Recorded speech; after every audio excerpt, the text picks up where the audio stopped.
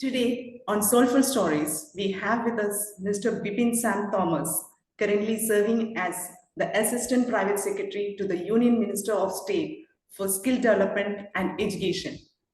He was earlier a prestigious LAMP Fellow, directly assisting MPs in Parliament, an alumnus of TIS Hyderabad and the University of Kerala.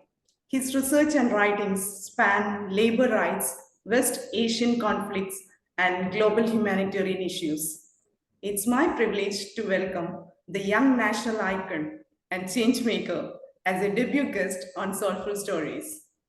Before turning 25, he entered the parliament and legislature, a journey that itself is a soulful story of passion, service, and perseverance.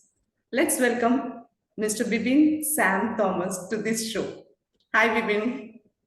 Thank you. Hello, hello. Hi, Ranjita. How are you? Yeah, going on great. How you? How we are doing today? I'm doing well, and thank you for that wonderful introduction. I think it's very generous, very gracious of you to a lot of the words that you use, I probably wouldn't ever use for myself because I think I'm too young and too small in the ladder to have any of those adjectives used. But yes, very grateful to have this opportunity to have a conversation with you and hopefully pass on some insights to our listeners.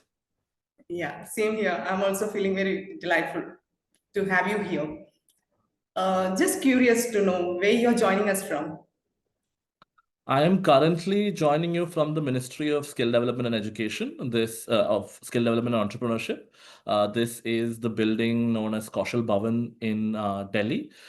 This is where I work. This is where I have been employed since the last 1 year. Ever since the new government took over and the minister that I work with became a minister, I have been employed here, and this is where I'm joining you from today. Great, great to know that. Okay, I don't want to take up much of your time, so let's dive straight into questions. Sure. Yes. I would love to get some solid ideas from you for my viewers who are mostly young minds looking for some kind of direction, inspiration, and clarity in choosing their career path. And to motivate those who are chasing their passion, I'm sure that you will be able to guide them. So let's start. For sure. For sure. Okay. Bibin, as I mentioned, this channel is mainly for adolescent group. I would like to begin from their perspective actually. When you were in school, what was your favorite subject? And at what point did you decide about your future?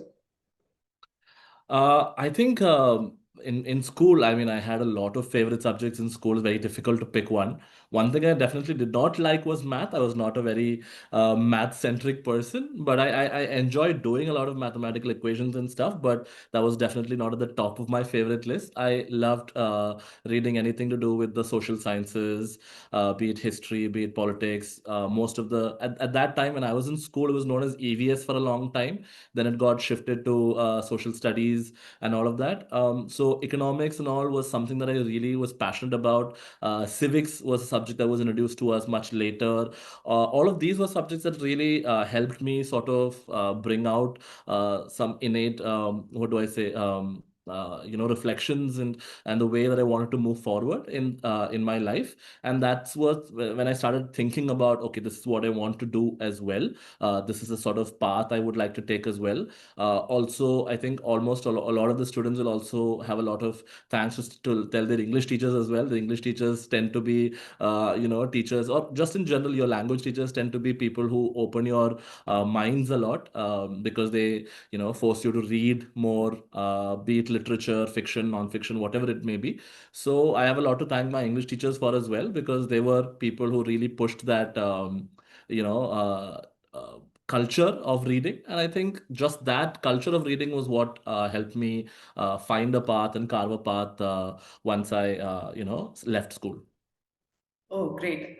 So you mean to say that you were a voracious reader and you uh I would like to believe so. I think I'm less of a reader today than I was then, just because of the time constraints and all of that. But I try and make time still. But yes, back in school, I used to love reading a lot more. I used to take part in a lot of these quizzing competitions and debates and all of that. That was sort of like I think the genesis of how a lot of these this path started.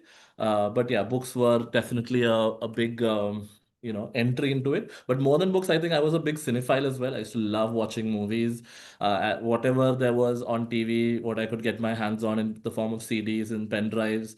I was collecting as many movies as possible. I remember there was a time when I had a 2 TB hard disk in college that was just full of movies from all around the world. This is something that I really love to collect, and that really opens your eyes as well to a lot of different cultures when you're watching or reading something from, say, Iran, or from somewhere in Africa, some distant part of India as well.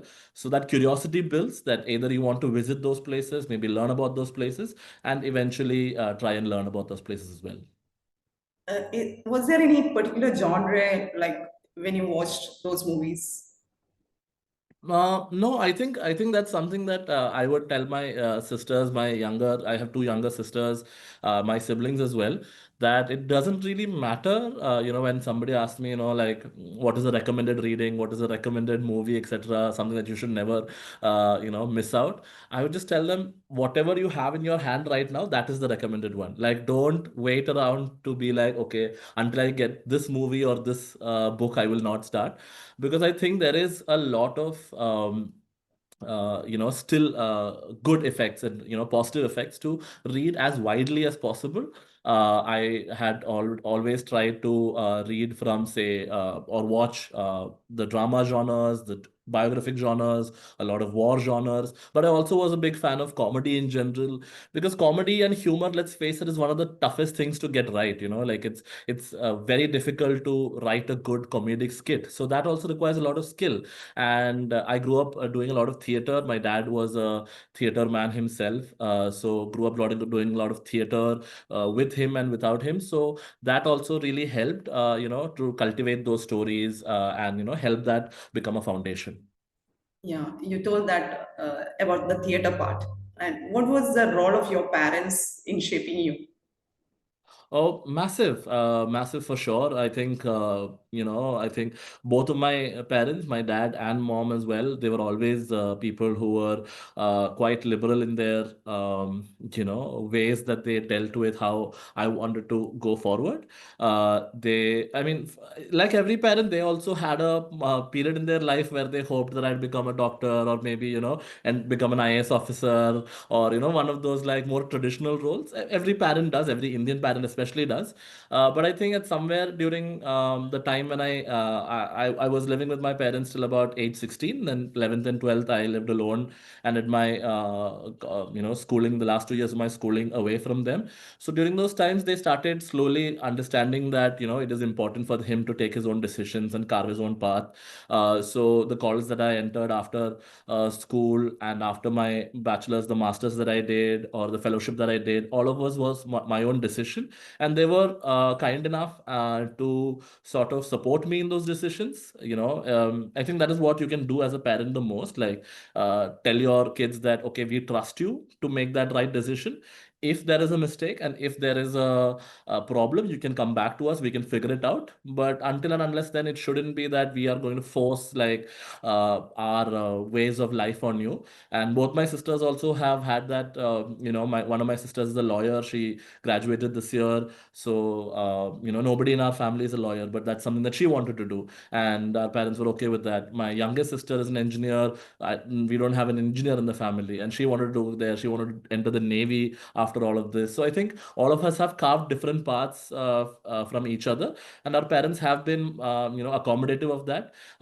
If you ask them, are they very happy about, are they very, like, calm at heart? They might say no. They're probably still tensed how all of this will end up. But I think there is a part of them that, like, okay, if there is a problem, our kids will come back. But they have been very supportive in that journey. Yeah, that's really great, for the parents who are watching us. It's a lesson, good lesson for them. Yeah, For thank you. sure. I'm curious to know about how you entered the parliament and policy making, all the stuff, through LAM fellowship. Not many people know about this program, which is conducted every year, I think, right? Could you Yes. enlighten us about how to enroll in such competitive exam and how tough is it? So LAMP, as a fellowship, it stands for Legislative Assistant Member of Parliament. That is the full form of the acronym LAMP. LAMP has been running as a fellowship, along with the parliamentarians of India for the past about, I want to say 13, 14 years. It is run by this organization called PRS, and a lot of MPs of the country, both from the Rajya Sabha and the Lok Sabha, pledge their support to the organization as well. By onboarding a lot of the lambs who get selected. Basically, the idea is that you as a student between the ages of 21, 20 to 25, 25 is the cutoff when you can enter. That's why, in the introduction as well, when you were saying I was 25 when I entered, I'm 27 today. But when I entered the fellowship 2 years ago, um, at the cutoff age, I was like, okay, this is anyways the last year that I can try for it. Let me try for it. Let me go for it. If I get it, that's great. But I knew it was a competitive fellowship. Somewhere about 45 to 55 students are chosen every year, depending on the cohort size. A large number of students do apply from around the country. Mostly in that age group, you submit a CV as the usual process. You have a statement of purpose and all of those things. Based on that, they shortlist you. There's a small evaluation round to try and understand how good you are with, very quick research and framing and drafting and all of that. And then the final shortlist, there's an interview with the panel, with PRS and outside, panelists who are from the policy and political space.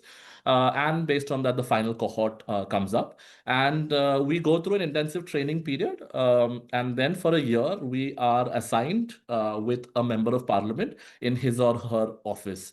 So we don't have a choice on who we will be assigned with. MPs, about 50, 55 MPs are also part of the program every year. From both the Rajya Sabha and the Lok Sabha, from both the treasury and the opposition side. I was assigned to the minister I'm currently working with as well, Shri Jain Chaudhary. He was an MP in the Rajya Sabha from the state of Uttar Pradesh. He leads this party called Rashtriya Lok Dal. He's the head of the party nationally. Party is very strong in the northern belt of India, especially in the states of UP and Rajasthan. He currently is a minister. Then he was an MP. And he was with the India Alliance then. He's the grandson of our ex-Prime Minister Chaudhary Charan Singh, and all of that. So I was very intimidated when I was assigned to him because, coming from Kerala, coming from the southern part of the country, having never lived or understood the politics of a very complex state like UP, I was very intimidated, to work for somebody like him. But thankfully enough, he was somebody who was very accommodative, somebody who was an extremely amazing mentor. And a guide. And for the remainder of the year, basically, your job as a lamp in that office is to support the legislative and parliamentary processes of that MP. So MPs use a lot of different tools in the parliament, stuff like, you have a questionnaire, you have 377s, you have private member bills. There are so many tools by which members of parliament engage with the parliamentary and legislative processes in the Parliament of India. So your LAMP fellow, your role is to support the MP in that work. A lot of them have a lot of constituency related issues as well, political issues as well. So depending on the relationship that you have with your MP, that you build with your MP over the course of the year, you get a lot of work assigned to you. And I was thankfully assigned, very challenging but very insightful work that really made me grow as a person over the course of that year.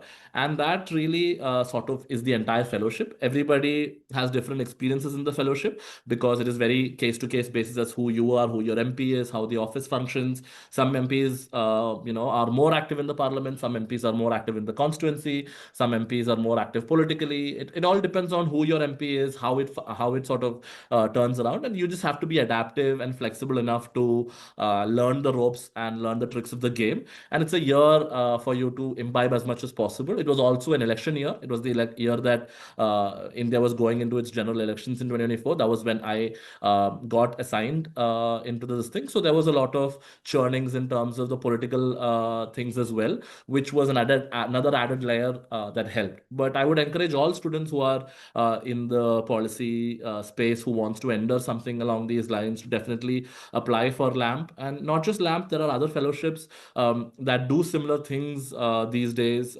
You have fellowships like Nehru Fellowship currently coming up, Ambedkar Fellowship, etc., that do similar things. Then outside of that, you have fellowships like the SBI, I want to say Young India Fellowship and the Gandhi Fellowship. The Teach for India Fellowship. All of these are good fellowships that students post a bachelor's can definitely try. The good thing about fellowships is that it is neither a master's, it is neither a bachelor's, but it is definitely a very heavy learning opportunity for a year or 2 years. So you're getting as much theory as well as practical experience on the ground.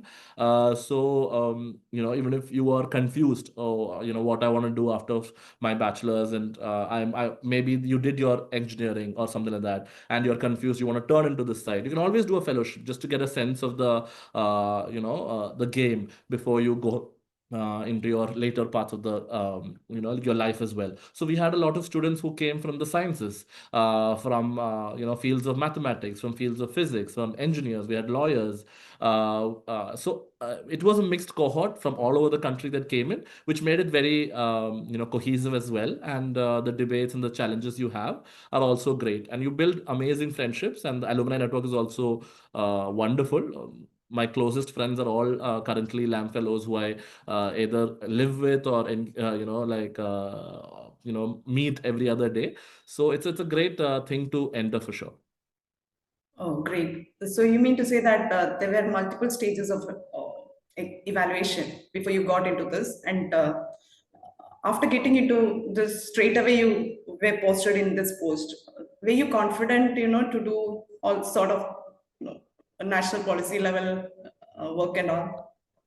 Uh, I was confident, but I was very nervous at the same time. Confident in the sense that I have, in the past, post my bachelor's and my master's, and between that period as well, tried to involve as much as possible in different organizations. I have interned with, smaller NGOs. I've interned with,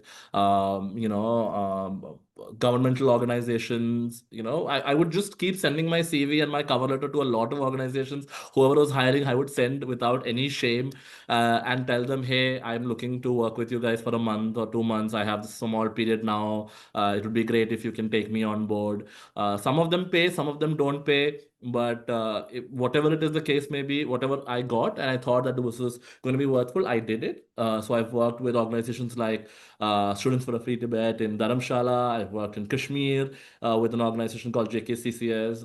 My thesis was in Nashik. Other experiences have taken me to Delhi. I've worked with media organizations. So all of these were short-term, internships or research projects that I did during the time off from college, when it was a break, when we had a summer break or we had a winter break, we had a break of 2 months between semesters, whatever the case may be. That was a time that I just took as much as possible to go and work in very, very varied divisions, because I was also still trying to understand myself, where I wanted to do. And where I wanted to go forth in the future as well. So, in order to discover that, I thought the best way to do it is to intern and work with as many organizations as possible, working in different fields. The organization in Kashmir was working on human rights and those kind of violations. The organization in SFT was working with territorial integrity and cultural values, etc. My thesis in Nashik was on the rights of farmers and the agrarian crisis of the country. When I worked in the news media organization, it was to sort of bring out very less spoken about movements around the world, geopolitically, etc. So I just wanted to get a flavor of as many areas as possible, and that is when I understood that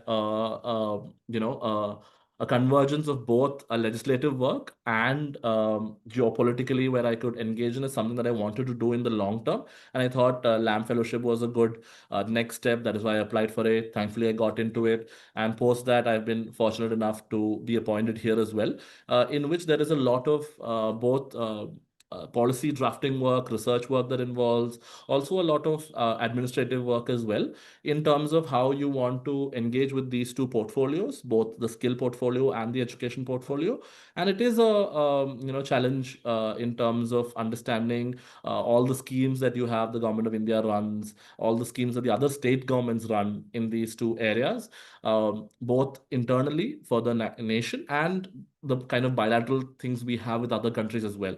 So all of that has led me to this point. So I think as much as possible, just go out as widely as possible. Wherever you get an opportunity, apply. Even if it is a 1 month thing, do it. Even if it's 2 month thing, do it. Even if it's an internship that's paying you, do it. If it's not paying you, do it. Just be curious and be very ashamed, shameless to apply. I think a lot of students, a lot of my peers also, colleagues also, they're like, oh, if I apply, would it be not too nice to get in? If I get in, would it be too good? I'm like, it's okay. There's nothing to lose. It's 1 month of your life. If it's good, it's good. If it's not good, you learned something, right? Maybe you won't do it again. So none of these things are, so complex or so long lasting that it should stop you from doing those things. I think doing that has more effect than not doing it. So whenever you get a chance, just go for it. Amazing. It's quite informative for my viewers, for sure. And how did your life at TIS and Kerala University shape you and guide you toward this career path? In a very big way, I think, because earlier, while in school, you don't have a lot of avenues in which you engage with the issues of the world as such, because sadly, our Indian sort of school system and our educational sort of curriculum and syllabuses tend to be very focused, on the books and the syllabus that has been created. Engagement with real world dynamic events happening outside is lesser. That is changing. I am very positive and happy and hopeful about the change that is happening with the new policies that are coming in, with the new ideas that are happening all over the country. Various states have taken initiatives. The government has taken initiative from the center as well to really bring in a lot of changes in which students can engage now with real world events as well. They are being given an opportunity to go out and experience and learn from the world as well, and that is a positive change for sure.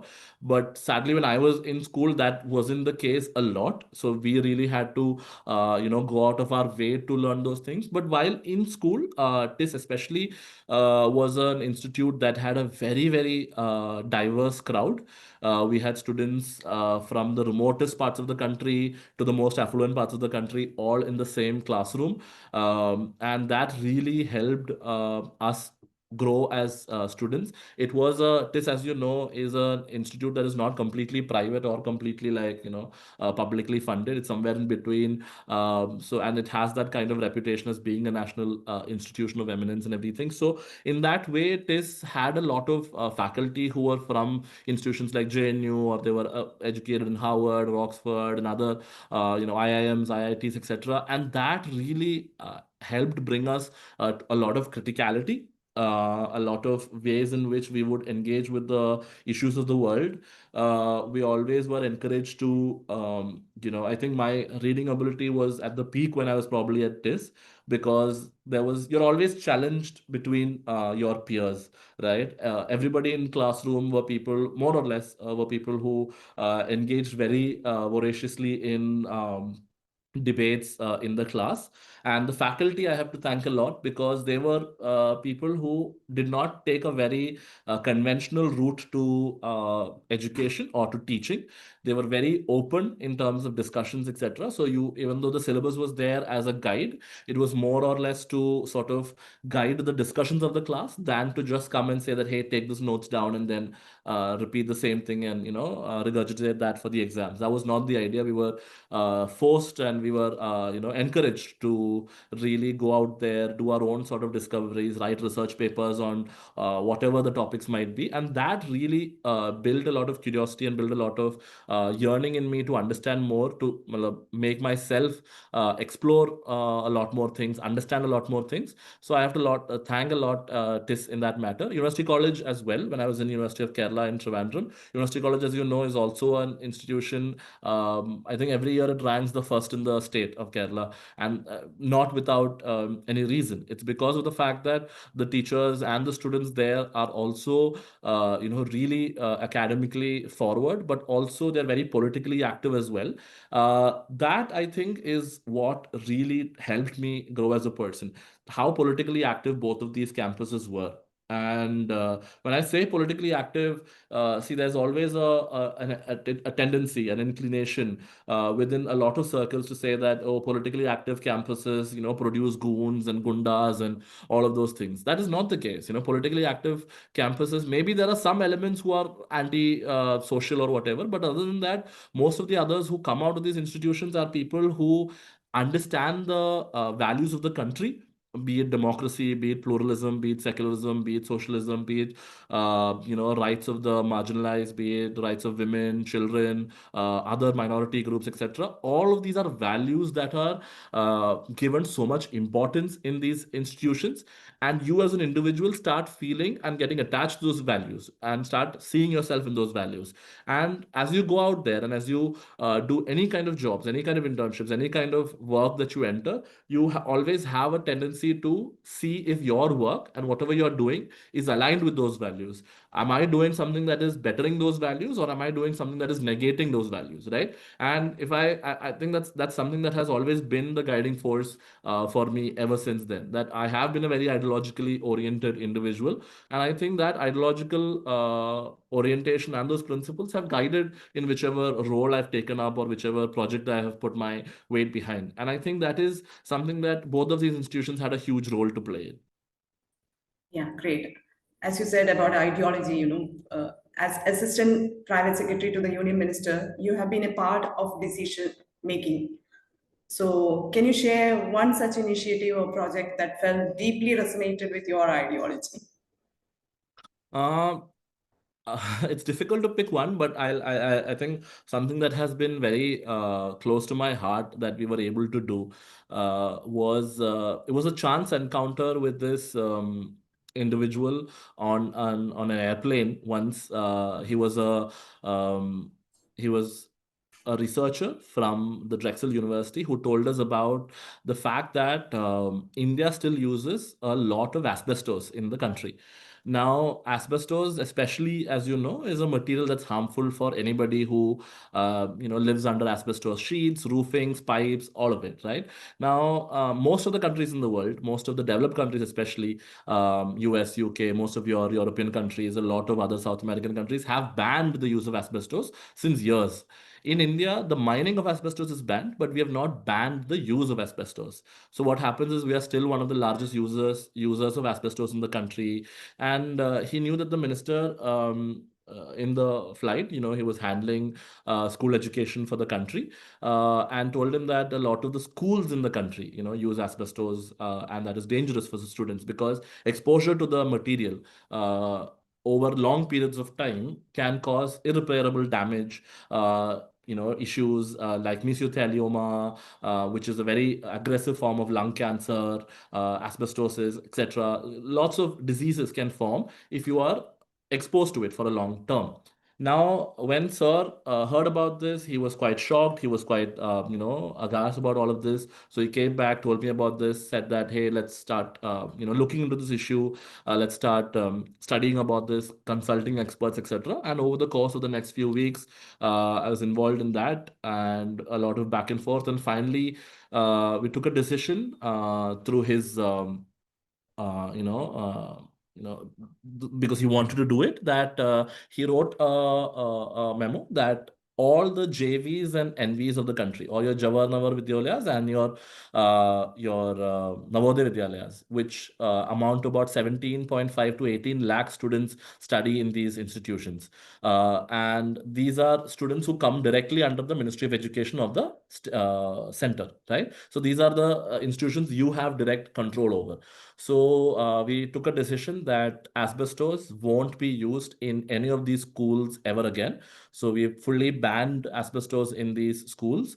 No new construction will be used with asbestos, and no refurbishment will also have asbestos being used. This was a decision that Sir took, that made a lot of changes, and it will definitely be a long-term standing effect. And I was very grateful to have played a small role in facilitating that, in being able to do the required research and require sort of resource, etc., to be able to support that decision.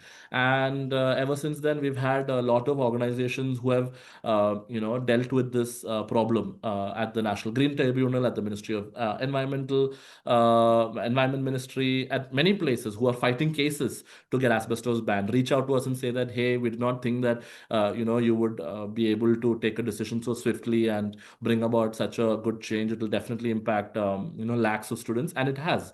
And it has started to impact those things. And we think that because education is a concurrent subject, it is also within the ambit of states as well. We hope that more and more states will take this decision as well. Several states already have banned asbestos, the usage of it in schools, etc. We want all the states to do it. And so we're reaching out and engaging one-on-one with a lot of other state governments as well, to ensure that the state government schools also take that decision. And when that happens, maybe the private government schools will also take that decision. So hopefully it will create a national movement by which we can get rid of asbestos throughout the country and make a more healthier country for our students. That was just the beginning of an eye-opening journey with Bibin Sam Thomas. His words of wisdom reflect how profound reading has endured him, with in-depth knowledge and remarkable confidence in the field at such an early age. Subscribe to my channel.